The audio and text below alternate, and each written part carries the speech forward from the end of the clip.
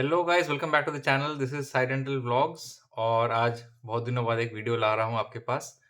तो एक पेशेंट को लेके है। रिसेंटली अभी मेरे पास एक पेशेंट आया 2 दिन पहले, जिसमें कंप्लेन था कि उनका कि माउथ ओपनिंग तो हो रहा है, उनका मेडिसिन खाने से भी काफ़ी उनको पॉजिटिव इफेक्ट्स आ रहे हैं। लेकिन उस पेशेंट्स में मैंने देखा कि मल्टीपल टीथ में कैविटी लगी हुई है। क्योंकि हमारे जो ओरल कैविटी ओएसएमएफ में ओपन नहीं होता है, और ठीक से हम उस ओरल कैविटी में जो हमारा माउथ ड्राई रहने लगता है, उसकी वजह से क्या होता है कि हम अपना जो टीथ है उसको अच्छे से क्लीन नहीं कर पाते हैं। तो जितने भी ओएसएमएफ पेशेंट्स होते हैं, उनमें काफ़ी ज़्यादा टीथ में जो पान गुटखा छोड़ने के बाद क्या होता है कि जो नेचुरल सलाइवेशन सिक्रीशन होता है वो काफ़ी बंद हो जाता है। ठीक है? उसके बाद क्या होता है कि उसमें खाना जमने लगता है, खाने के 2 दाँतों के बीच में खाना जमने की वजह से कैविटीज़ होती हैं, कैविटीज़ की वजह से टूथ में पेन स्टार्ट होता है। अब डेंटिस्ट तभी प पेशेंट के माउथ के अंदर काम कर पाएगा जब पेशेंट का मुँह अच्छे से खुलेगा। अब ओएसएमएफ में क्या होता है कि मुँह ऑलरेडी छोटा हो गया है, तो उस पेशेंट में मैंने देखा कि 2 रूट कैनाल किया हुआ है। अब मैंने जब रूट कैनाल किए का एक्स-रे लिया तो उसमें मैंने देखा कि प्रॉपर्ली नहीं हुआ है रूट कैनाल। क्योंकि ओएसएमएस पेशेंट में रूट कैनाल और टूथ को प्रिज़र्व करना काफ़ी मुश्किल है। इनफैक्ट एक्सट्रैक्शन या फिर रिमूवल ऑफ टूथ भी काफ़ी ज़्यादा दिक्कत आ जाती है। अब ये क्यों होता है?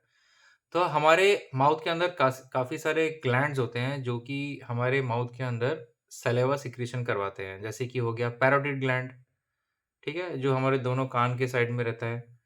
फिर हो गया सबमैंडिबुलर ग्लैंड, फिर हो गया सबलिंगुअल ग्लैंड। तो इसमें से सिक्रीशंस निकलती हैं, जिसके हम वजह से हम खाने को स्वैलो कर पाते हैं, हमारे खाने में सलाइवा मिक्स होता है, हम उसको निगल पाते हैं, हमारा फूड अच्छे से डाइजेस्ट होता है। फूड डाइजेशन माउथ के अंदर से ही स्टार्ट हो जाता है, जब हमारा सलाइवा खाने के साथ मिक्स होता है।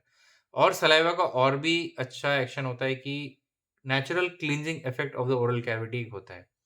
अब क्या होता है कि ओएसएमएफ जो हम पान गुटखा खाते हैं, उसमें क्या होता है कि जो हमारी जो म्यूकोसल एट्रोफी हो जाती है, फाइबर्स एक्स्ट्रा फॉर्म हो जाते हैं।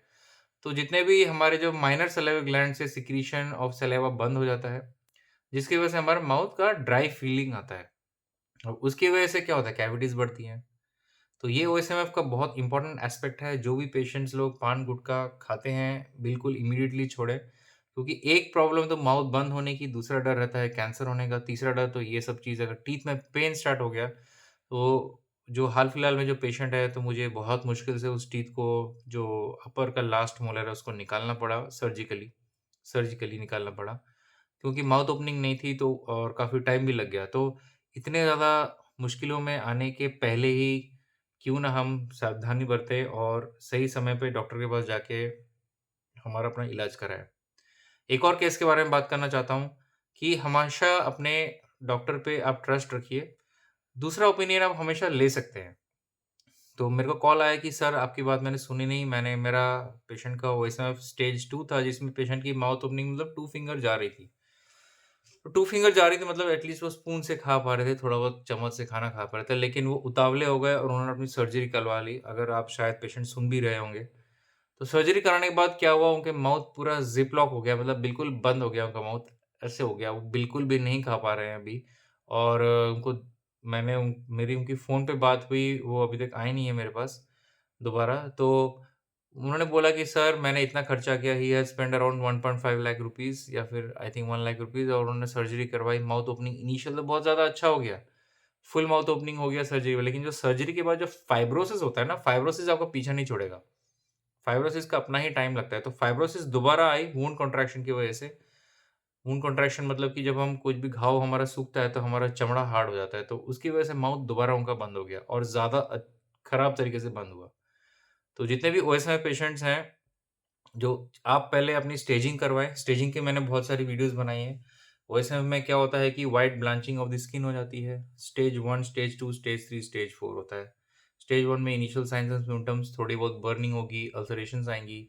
स्टेज 2 में क्या होता है, ब्लांचिंग ऑफ द म्यूकोसा, मतलब कि आपकी सारी जो माउथ है व्हाइटिश अपीयरेंस आएगा। आपका जो यूवुला है, पीछे वाला पार्ट जो गले का, वो छोटा हो जाता है, टंग की मूवमेंट्स रिस्ट्रिक्टेड हो जाती हैं, माउथ ओपनिंग ज़्यादा नहीं हो पाती है और फाइब्रस बैंड्स आते हैं।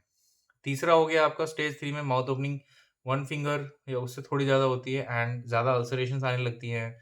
पेशेंट में develop leukoplakia also during this time, इस टाइम पे ल्यूकोप्लेकिया का भी डेवलपमेंट हो सकता है। ओएसएमएफ और ग्लूकोप्लेकिया एक ही पेशेंट में भी हो सकता है।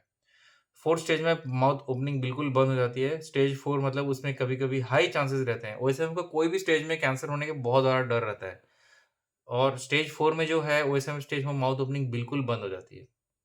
तो ये एक शॉर्ट इन शॉर्ट मैंने स्टेजेस बता दिए और ये भी मैंने वीडियो बनाया कि ये सारे रिवर्ट होने में अगर अगर आपका स्टेज 2 से स्टेज 3 और 4 रिवर्ट नहीं होता है, लेकिन स्टेज 1 रिवर्ट हो जाता है, 2 के बिगिनिंग का स्टेज भी रिवर्ट हो जाता है और कितने साल लगते हैं उसके ऊपर मैं वीडियो बना चुका हूँ। आप मेरे ओएसएमएफ के प्लेलिस्ट में जाके देख सकते हैं। ऐसे बहुत सारी मैंने वीडियोज़ बनाई हैं रिगार्डिंग ओएसएमएफ। तो और भी अभी रेगुलर वीडियोज़ आएँगी और अभी रिसेंट अपडेट्स बहुत सारे डालूँगा। रेगुलर वीडियोज़ डालने की कोशिश करूँगा, थोड़ा टाइम नहीं हो पाता है। और अगर ये वीडियो आपको अच्छा लगा please do like, share, subscribe और साई अंडरस्कोर डेंटल में तो आप जानते ही हैं, मैं इसमें काफ़ी फ़ोटोज़ वगैरह डालते रहता हूँ, पिक्चर्स की, पेशेंट्स की। और हाँ, मैं थोड़ा बहुत कंसल्टेशन लेता हूँ ऑनलाइन कंसल्टेशन की बिकॉज़ बहुत सारा कॉल्स आते हैं और इतने सारे कॉल सँभाले नहीं जाते। और थोड़े बहुत उससे क्या होता है कि पेशेंट्स को जो सीरियस पेशेंट्स हैं उनको बेनिफिट होता है। काफ़ी लोग इतना उतना भी टाइम नहीं होता है हमारे पास क्योंकि हम लोग फुल डे थोड़ा बिज़ी रहते हैं। तो आज के लिए इतना ही। Till then take care, bye bye.